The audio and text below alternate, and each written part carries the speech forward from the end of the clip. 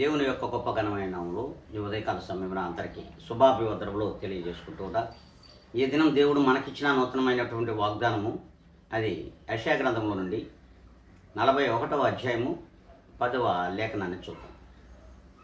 నా దక్షిణ హస్తము నిన్ను ఆదుకొను.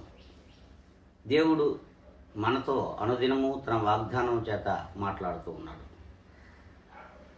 మన ప్రవర్తనను సరిచేయాలని, మన యొక్క జీవిత మార్గములను సరిచేయాలని దేవుడు తన వాగ్దానమును మనకిచ్చి ఆయన నడిపిస్తూ ఉన్నాడు.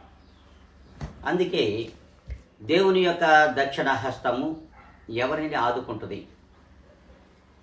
దేవుని మీద నమ్మకం ఉంచిన ఆయన రక్షణ పొందుతున్నటువంటి బిడ్డలను, క్రీస్తు యొక్క రక్తము చేత కడగబడుటకును,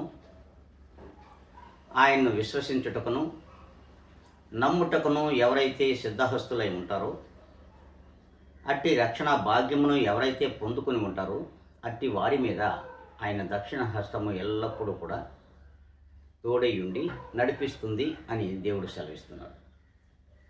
చూడండి, ఈ వాక్యమునకు మనము లోబడుతున్నట్లయితే ఖచ్చితంగా దేవునికి లోబడుతున్నట్లే. మరి అట్టి లోబడుతున్న బిడ్డలు ఎవరైతే ఉంటారో, ఎవరైతే ఈ ఛానల్ను వీక్షించుతున్నారో అట్టి వారందరూ కూడా ఈ వాగ్దానం మా యొక్క జీవితాలలో కూడా నెరవేరాలి.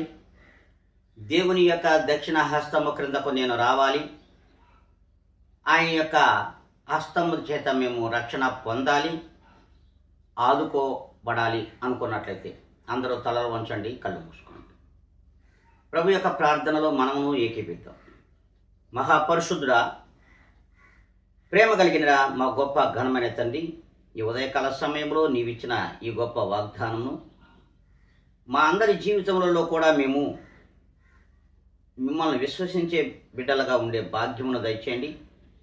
అట్టి మా పైన మీ యొక్క దక్షిణ హస్తము నుంచి మమ్మల్ని ఆదుకోమని మీ పాదముల దగ్గర మమ్మల్ని మేము సమర్పించుకుంటూ యేసు క్రీస్తు యొక్క గొప్ప ఘనమైన నామములో అడిగి వేడుకొని ప్రార్థిస్తున్నాము మా ప్రియ గొప్ప పరలోక తండ్రి.